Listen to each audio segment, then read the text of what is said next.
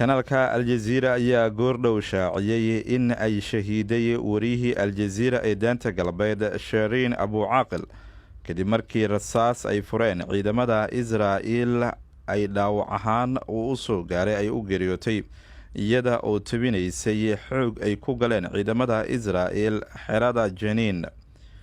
subaxnimadani arbacada wariyaha Aljazeera Shireen Abu Aaqil ayaa waxaa la tilmaamay in ay u geeriyootay rasaas ay fureen ciidamada Yuhuudda, waxaana la tilmaamayaa ciidamadu in ay kala ceerinayeen kuwo dibadbaxyo ka dhigayay magaalada Janiin ee daanta galbeed.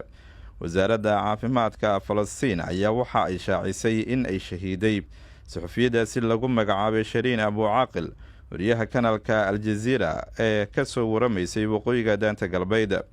wasaaradda war kooban oo ay soo saartay waxa ay ku sheegtay in ay u geeriyootay dhaawacii ka soo gaaray rasaasta ay fureen ciidamada Israa'iil oo iyagu si xooga ku galay magaaladaasi Janiin.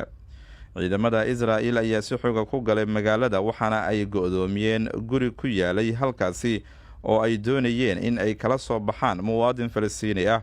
waxaa ka dilaacay halkaasi rabshado gacan ka hadal ah taa oo sababtay ayaa la yidhi in tobaniyo ka mid ah Falastiiniyiin hubeysan ay rasaas ay hubiyaan ciidamadii kale ee Israa'iil.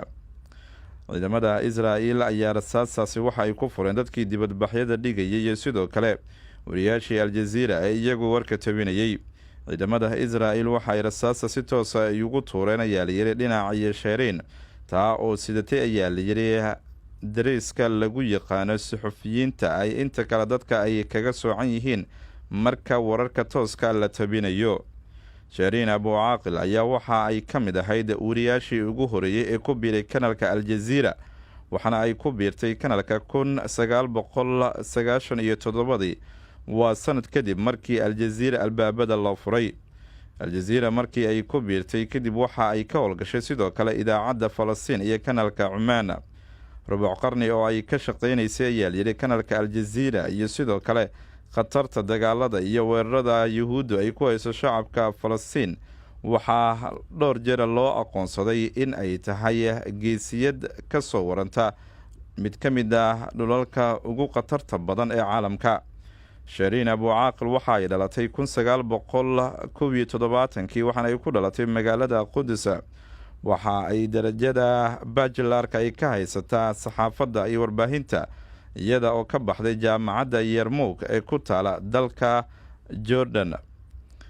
Abu Aaqil ayaa waxa ay dhowr jeer ay si kulul ay u eedeysay Israa'iil iyada oo dhowr muuqaal ka soo duubtay meelaha sida xoog ay u beegsanayaan ciidamada Israa'iil oo ay ku sugan yihiin shacabka reer Falastiin.